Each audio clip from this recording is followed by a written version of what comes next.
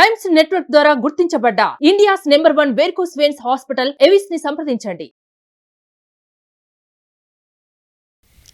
నమస్కారం శశికాంత్ గారు. నమస్తే.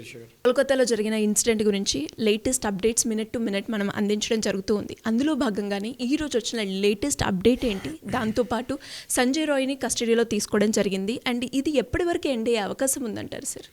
సిబిఐకి ఇచ్చిన గడువు అయిపోయిందండి శిరీష గారు. ఇవాళ కోర్టులో ఈ సంజయ్ రాయ్ అనే వాళ్ళని CBI ప్రవేశపెట్టాలి.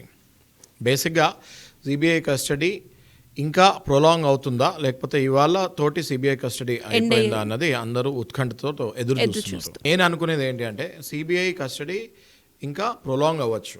Though CBI has confirm that only Sanjay Roy is involved in the physical rape and murder, అంటే ఆ స్పాట్లో ఓన్లీ సంజయ్ రాయే ఉన్నాడు అని నిర్ధారించేశారు, ఇంకెవరూ ఇన్వాల్వ్ అవ్వలేదు అన్నది నిర్ధారించేశారు. అండ్ అలాగే సార్ మీరు అన్న పాయింట్ బేస్ మీద నిన్న కూడా మనం మాట్లాడుకోవడం జరిగింది అండ్ కోర్టు తీర్పు కూడా ఇవ్వడం జరిగింది, ఒక సంజయ్ రాయే ఇన్వాల్వ్ అయ్యారు అని. బట్ మన సోషల్ మీడియాలో కావచ్చు ఎక్కడ చూసినా కూడా 150 grams ఆఫ్ సిమెన్ అని మనం చూస్తున్నాం. ఇది ఏ విధంగా పాసిబుల్ సార్? ఇది ఫాల్స్ ప్రాపగండా అండి. ఓకే, ఇది తప్పకుండా ఫాల్స్ ప్రాపగండా. ఇది మీడియా ట్రయల్ అయిపోయింది. ఓకే, ఇందులో ఒక మనిషి ఈ can ejaculate only 3 to 4 ml of semen అన్నది సైంటిఫిక్గా ఇట్ ఈస్ ప్రూవెన్. 150 grams అంటే there should be at least 10 to 15 people who should be involved in this. So it is ruled out. There is only one person. అది falls wait, అది వేరే బాడీలో parts wait కూడా దాంట్లో add చేసేసి అది 150 ml అన్నారు. అట్లా అయితే 10 to 15 members ఇన్వాల్వ్ అయి ఉండాలి. తప్పకుండా అది wrong, false propaganda which went into media. అది only one person is involved అన్నది క్లియర్గా నిర్ధారిస్తాం, సిబిఐ నిర్ధారిస్తాం జరిగిపోయింది. ఓకే, సో ఇక్కడ సిబిఐ క్లియర్గా వెన్ సర్కమ్స్టాన్షియల్ ఎవిడెన్సెస్ తోటి చెప్పింది. ఈ సర్కమ్స్టాన్షియల్ ఎవిడెన్సెస్ అంటే మనం ఇంతకుముందు కూడా డిస్కస్ చేసుకున్నాము, ప్రతి దానికి మనము డైరెక్ట్ ఎవిడెన్సెస్ ప్రొవైడ్ చేయలేము. స్పెషలీ కేసెస్ లైక్ ఇట్లాంటి కేసెస్లో అక్కడ ఇన్సిడెంట్ జరిగిందా లేదా అన్నది 4 walls మధ్యలో జరుగుతుంది కాబట్టి అక్కడ కెమెరా లేకపోతే అక్కడ ఆబ్వియస్గా ఇంకో మనిషి ఎవరైనా ఉంటే అది వాళ్ళ మనిషి ఉంటారు కాబట్టి అలా ఎవిడెన్స్ రాదు. సో సర్కమ్స్టాన్షియల్ ఎవిడెన్స్ అన్నది plays critical and vital role in incidents, such kind of incidents అని చెప్పచ్చు.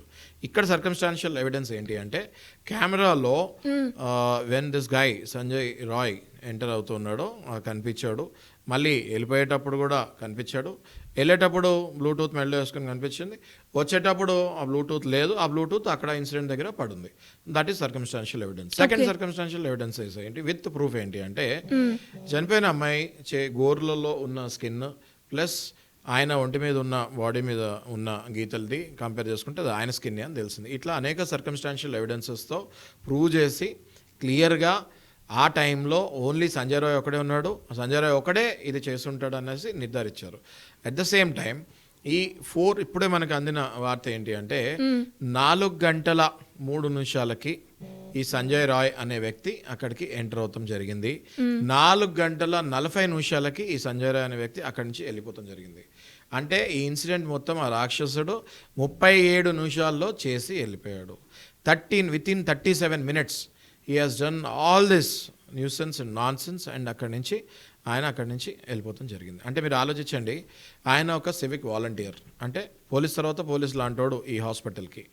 ఆయనని నియమించేటప్పుడు ఆయన మెంటల్ కండిషన్ ఎట్లుంది, ఆయన క్రిమినల్ హిస్టరీ ఏంటి, ఆయన ఫ్లాష్ బ్యాక్ ఏంటి, ఆయన బ్యాక్గ్రౌండ్ ఏంటి, ఇవన్నీ చూడకుండా ఇట్లాంటి వాళ్ళని అట్లాంటి హాస్పిటల్స్కి వాలంటీర్స్ లాగా అట్లాంటి హాస్పిటల్స్కి ప్రొటెక్షన్ అండి, is suppose to protect that hospital. అలాంటిది ఆ వ్యక్తి సెమినార్ హాల్కి పొద్దున ఎర్లీ మార్నింగ్ 4:03 AM ఎంటర్ అయ్యాడు, 4:40 AM ఎగ్జిట్ అయ్యాడు. ఈ రెండు కూడా సీసీటీవీ ఫుటేజ్లో మనకి టైమింగ్స్తో పాటు లేటెస్ట్ సోర్స్ త్రూ వచ్చిన న్యూస్ మనకు అది. అంటే ఈ 37 minutesలో ఆయన అంత అరాచకం, అంత నీచానికి పాల్పడ్డాడని మనం చెప్పుకోవచ్చు. అయితే ఇక్కడ చాలా ఇంపార్టెంట్ పాయింట్ ఏంటి అంటే సెమినార్ హాల్లో ఆ అమ్మాయి అక్కడ పడుకుంది అన్న విషయం వీడికి ఎలా తెలుసు అంటే ఇది క్లియర్గా డిప్లాయ్ చేశారు. వీడిని అక్కడ డిప్లాయ్ చేసి ఒక కిరాయి మర్డర్ ఎట్లా చేస్తారో అట్లా చేయించారన్నది తెలుస్తుంది.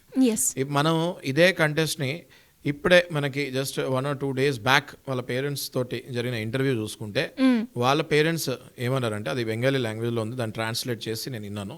వాళ్ళ పేరెంట్స్ అన్నది ఏంటి అంటే, మా అమ్మాయి కాలేజ్కి వెళ్ళాలి అంటే లాస్ట్లో అంటే అమ్మాయి చనిపోయే ఒక 2 వీక్స్ 3 వీక్స్ ముందు నాకు కాలేజ్కి వెళ్ళాలని లేదు, నాకు కాలేజ్కి వెళ్ళాలంటే భయం వేస్తుంది, మా ప్రిన్సిపల్ నన్ను ఫెయిల్ చేస్తాడు అని చెప్తాం జరిగింది. ఆ అమ్మాయి మాటలతోనే చెప్తాం జరిగింది అని పేరెంట్స్ ధృవీకరించారు. అయితే ఇది మనము we can correlate this points of what she said to the ex employee who work there. ఆయన పేరు ఏంటంటే అఖ్తర్ అలీ. అఖ్తర్ అలీ అనే వ్యక్తి అదే కాలేజ్లో పనిచేసి దాని తర్వాత అక్కడి నుంచి వేరే కాలేజ్కి ట్రాన్స్ఫర్ అవుతుంది జరిగింది. అఖ్తర్ అలీ 2023 సంవత్సరంలో ఈ సందీప్ ఘోష్ అనే ప్రిన్సిపల్ మీద క్లియర్ కట్గా కంప్లైంట్ ఇస్తాం జరిగింది. ఇక్కడ అనైతిక పనులు నడుస్తున్నాయి, ఇక్కడ ఎన్నో మాఫియాలు, మెడికల్ మాఫియా నడుస్తుంది అని ఒక లెటర్ కూడా మెడికల్ కౌన్సిల్కి సబ్మిట్ చేస్తాం జరిగింది. అయితే అన్ఫార్చునేట్లీ ఆయన ఆ కౌన్సిల్లో వన్ ఆఫ్ ద మెంబర్స్ ఈ సందీప్ ఘోషే ఉండటం వల్ల ఆ లెటర్కి ఏం వాల్యూ లేకుండా చింపి పడేస్తాం జరిగింది. అక్కడి నుంచి ఆ తర్వాత అఖ్తర్ అలీ అనే వ్యక్తి ట్రాన్స్ఫర్ వెళ్ళిపోయాడు. అక్కడ జరిగింది ఏం లేదు. ఇఫ్ వి కోరిలేట్ అఖ్తర్ అలీది అండ్ ఇప్పుడు ఈమె చెప్పేది నేను ఆఫీస్ అంటే హాస్పిటల్కి వెళ్ళాలంటే భయం వేస్తుంది అని చెప్పింది ఏదైతే మనం వింటే, ఈ రెండు కూడా కోరిలేట్ అవుతున్నాయి 100%. ఈ అమ్మాయికి కూడా అందులో ఏదో తెలుసు, ఈ అమ్మాయికి తెలిసిందన్న విషయం కూడా వాళ్ళకి తెలుసుంటుంది.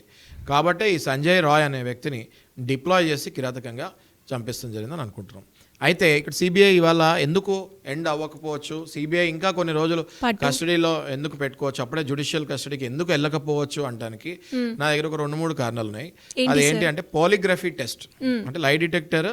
నిన్న ఈ ఎవరైతే ఈ అమ్మాయితో పాటు కొంతమంది ఫ్రెండ్స్ ఆ రోజు అక్కడ ఉన్నారో, వెళ్ళిపోయారు చివరిసారిగా ఈ అమ్మాయి దగ్గర నుంచి ఎవరు వెళ్ళిపోయారు, వాళ్ళ ఫ్రెండ్స్, వాళ్ళ కలీగ్స్, వాళ్ళకు కూడా పాలిగ్రఫీ టెస్ట్కి పర్మిషన్ వచ్చింది కోర్టు నుంచి సిబిఐకి. అట్ ద సేమ్ టైం ఈ సందీప్ ఘోష్ అనే ఆయనకు కూడా నిన్ననే ఈ లై డిటెక్టర్ టెస్ట్కి పర్మిషన్ వచ్చింది.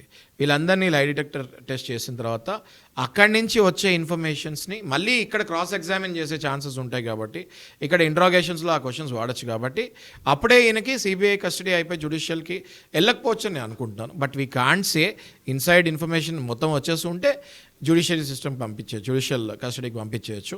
So we need to wait and see. But mostly ఆ పాలిగ్రఫీ టెస్ట్ రిజల్ట్ వచ్చిన తర్వాత ఇంకొన్ని క్వశ్చన్స్ సిబిఐ అడగచ్చు ఎవరిని, ఈ సంజయ్ రాయ్ని. కాబట్టి మళ్ళీ ఇంకా సిబిఐ కస్టడీలో కొన్ని రోజులు ప్రొలాంగ్ అయ్యే ఛాన్సెస్ ముమ్మరంగా కనిపిస్తున్నాయి. యావరేజ్గా ఎన్ని డేస్ మనం ఎక్స్పెక్ట్ చేయొచ్చు సార్? ఇంకొక 1 వీక్ ఆర్ 10 డేస్ వరకు పర్మిషన్ అడుగుతారు.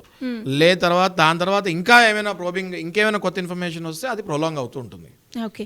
అండ్ ఇప్పటి వరకు సిబిఐ అడిగిన ప్రశ్నల ప్రకారంగా అంటే ఏ బేస్ అనాలిసిస్ని ఊహించుకుని అవి అడగడం? సిబిఐ ఒక 10 క్వశ్చన్స్ సందీప్ ఘోష్ని అడగడం జరిగింది. ఆ 10 క్వశ్చన్స్ బేస్ చేసుకొని ఇంకా పాలిగ్రఫీ టెస్ట్లో నిజాలు, అంటే వీళ్ళు క్వశ్చన్స్ అయితే అడిగారు కానీ అది పాలిగ్రఫీ టెస్ట్ చేయలేదు.